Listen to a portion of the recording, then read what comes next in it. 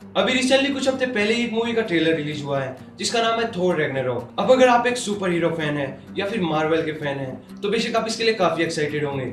और उस 1 मिनट के ट्रेलर में कितनी सारी चीजें ऐसी थी जो हम कभी नहीं सोच सकते थे, जैसे कि थोर का हथौड़े का टूटना या फिर हल्क और थोर का आमने सामने आना।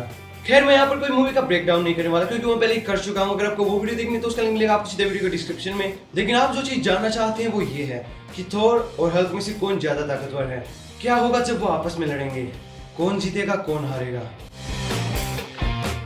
हेलो दोस्तों, मैं हूं बेस्ट सिक्स बर्डी और इस वीडियो में आगे बढ़ने से पहले प्लीज इस चैनल को सब्सक्राइब करना मत भूलिएगा।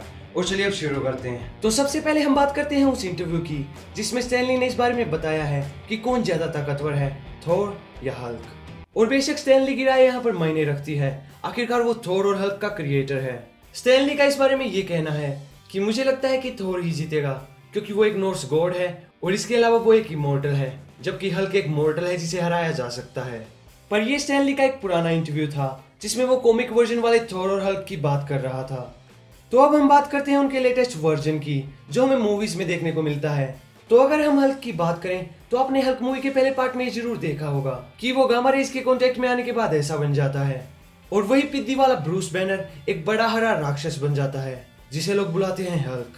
अगर हम उसकी ताकत के बारे में बात करें तो काफी लोगों को ये गलत फहमी है कि उसमें कम ताकत है, पर सच्चाई ये है कि हल्क को जितना ज्यादा गुस्सा आता है वो उतना ही ज्यादा खतरनाक होता जाता है, पर गुस्से की भी एक लिमिट होती है। वहीं अगर हम बात करते हैं थोर की तो वो एक नॉर्स गॉड है जिसके पास बिजली की ताकत है।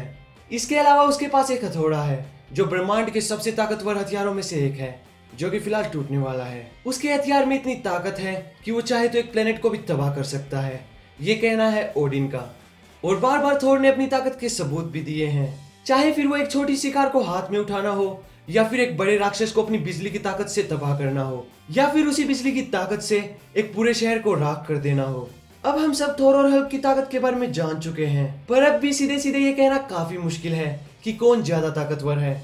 तो इसलिए हम सिचुएशन देखते हैं कि जब थोर के पास उसका हथौड़ा है या फिर जब उसके पास उसका हथौड़ा नहीं है। इस मामले में हम हल्क की बात नहीं करेंगे कि कब वो ब्रूस बैनर है और कब वो हल्क है। और वैसे भी अगर वो थोर के सामने जिंदा रहना चाहता है तो वो हल्क ही सही है।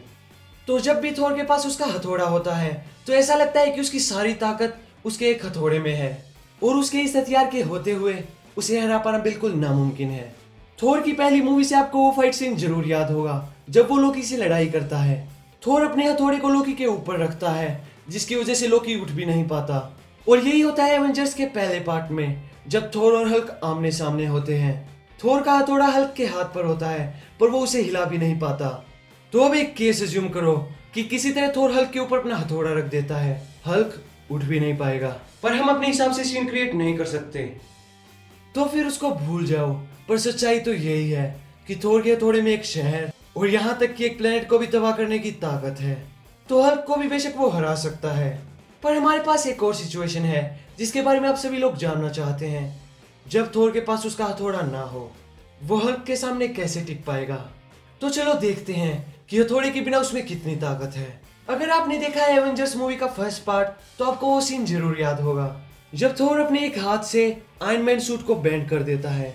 अब मैं यहाँ पर साइंस में नहीं जाना चाहता और ना ही मैं टोनी स्टार्क से ये बात पूछना चाहता हूँ कि उसका सूट कौन से मेटल का बना है, पर हमने खुद ये चीज देखी है कि आयरन मैन के सूट को ज्यादा धमाकों में भी ज्यादा नुकसान नहीं होता और आयरन मैन के सूट से ज्यादा ताकत थोर के शरीर में है। बंदूकों की गोलियों से उसे कुछ नहीं होता, बड़े पहाड़ जैसे पत्थर सिर्फ उसे चोट पहुंचाते हैं, पर हम इस ताकत को हल्क के साथ कंपेयर नहीं कर सकते। अगर थोर आयरन मैन के सूट को नुकसान पहुंचा सकता है तो हल्क उसे पूरी तरह से तबाह कर सकता है। वहीं हल्क बड़े बड़े पहाड़ों से भी टकरा सकता है और वहीं मिसाइल को तो वो मुंह में गन्ने की तरह छील देता है। और ये सब हमने होते हुए देखा है। अब हम फिर से जाते हैं एवेंजर्स वाले फाइट सीन पर जहाँ हल्क थोर की अच्छी खासी पिटाई करता है क्योंकि उस वक्त थोर के पास उसका हथौड़ा नहीं था। तो हम ये बात अच्छे से समझ चुके हैं कि इस सिचुएशन में हल्क थोर के ऊपर कहीं ना कहीं भारी पड़ जाएगा और ऐसी ही सिचुएशन अभी आने वाली है थोर रैग्नारोक में। पर हम सभी ये बात अच्छे से जानते हैं कि वहां पर कुछ ना कुछ ट्विस्ट होगा और ये स्टोरी सेम वे में फॉलो नहीं होगी। स्टैन ली ने अपने एक रिसेंट इंटरव्यू में ये बात साफ कही है कि अगर आप थोर के फैन हैं तो बेशक आपको लगता होगा कि थोर ही जीतेगा और अगर आप हल्क के फैन हैं तो बेशक हल्क ही जीतेगा। पर अक्सर जो आप सोचते हैं वो मूवीज में नहीं दिखता और यही तो मार्वल की खास बात है कि यहाँ पर कुछ भी सेम नहीं रहता और ये बात हम अच्छे से जानते हैं। तो अगर आपने मेरी थोर रैग्नारोक वाली ब्रेकडाउन वीडियो देखी होगी तो आपको ये बात अच्छे से पता होगी कि थोर का यहाँ पर अपग्रेड होना तय है। तो हम किसी भी मार्वल कैरेक्टर के बारे में कोई भी फिक्स चीज समझे, पर सच्चाई ये है कि वो फिक्स नहीं है, क्योंकि वो सिर्फ एक। तो यार आज की इस वीडियो में बस इतना ही। अगर आपको वीडियो पसंद आई तो इसको लाइक करो, और अगर आप एक सुपर हीरो फैन हैं या फिर आप किसी भी तरह मेरी हेल्प करना चाहते हैं तो आप इसे शेयर भी कर सकते हो, और प्लीज इस चैनल को सब्सक्राइब करना मत भूलिएगा। Thank you very much.